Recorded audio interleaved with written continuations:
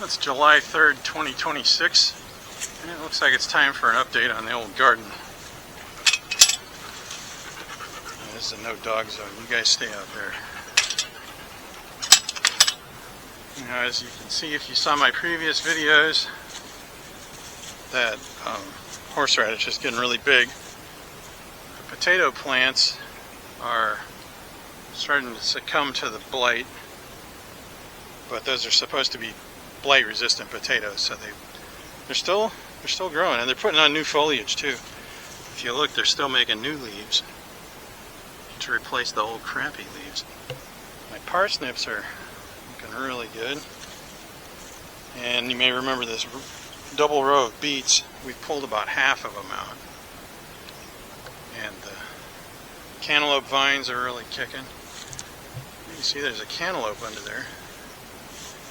There's one. Well, there's a little one. Here's a big one. Trellises that are full of tomato plants are looking really good. And you may recall the mulch project I was doing.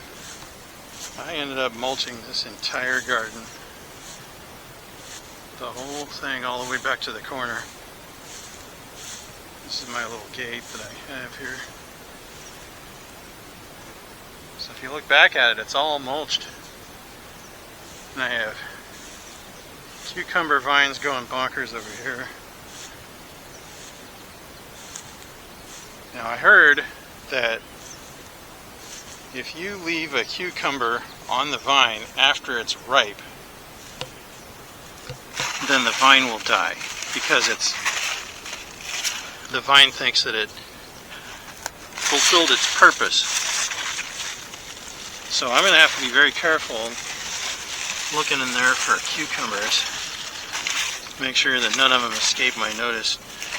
Because we eat cucumbers underripe. When they're ripe, the skin turns yellow and hard, and the seeds are hard.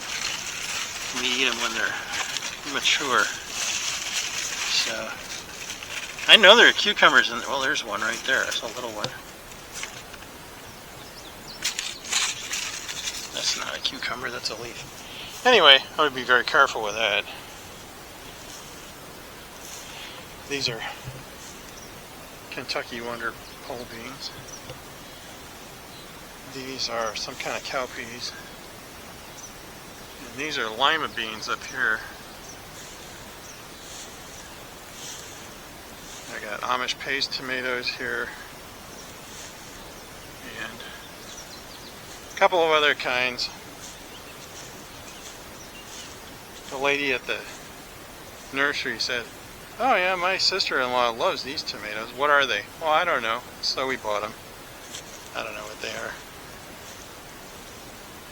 They're kind of like a cherry tomato. But I'm disappointed. I have these tall trellises. They're 6 feet tall. And these particular vines are the ones, well, they don't vine. They're just the plants that make the stubby branches. And I don't like that because it's a waste of trellis. That's what this is. The branches are stubby and they don't climb. And in a previous video, I made my little venture into hugelkultur, which is where you dig a hole and you fill it with wood chips and branches and sticks and whatnot. And then you cover it up with dirt and then plant on top of it. So that's what this is. And then there's another hill right there with some kind of squash or pumpkin. Another hill over here that has watermelon vines. And a fourth hill over here with watermelon vines. These watermelon vines are planted at the same time. And you can see that the ones on the little hill that's full of wood chips they're doing so much better. Now the one that breaks the rule is this one over here, which was planted not on a hill full of chips. That's just planted in the ground. But they're doing so much better because they're planted a month earlier. So that's a story on that. And there's that pear tree that's always been there, but, well, it's been there 2 years. But we cut the top off because it's succumbed to fire blight. And over here we have a little patch of peppers. I got poblano peppers, bell peppers, cayenne, and jalapeno. And the ones on the end here, these are red cherry peppers, and I have 3 of them here that are ripe.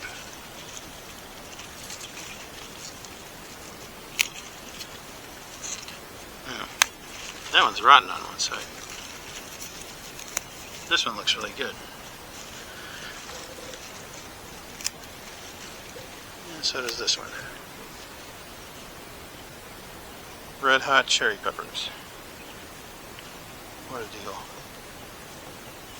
This plant here, it's the same thing, but when I planted it, the top half of it died and fell off, so it grew back from the base. The other 3 are ahead of it. So that's my... Oh, and the other thing. Somebody a long time ago planted garlic over here. I cut the scapes off and made sort of a garlic scape pesto a few weeks ago. It was really good. And the tops are turning brown, so I guess this garlic will be ready to harvest pretty soon.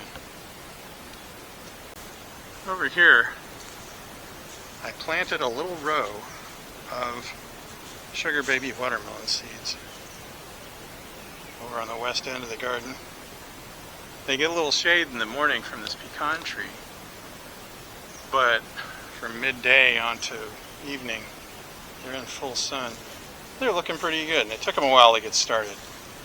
And there's a big heap of grass clippings that I'm going to spread around, and some more over there. But I'd say this garden's doing pretty well. Usually by July 3rd, which is today, most of the time my garden will, most years, my garden will be just covered up with weeds, because I always plant too big of a garden and end up with too many weeds. So this mulch is doing a really good job.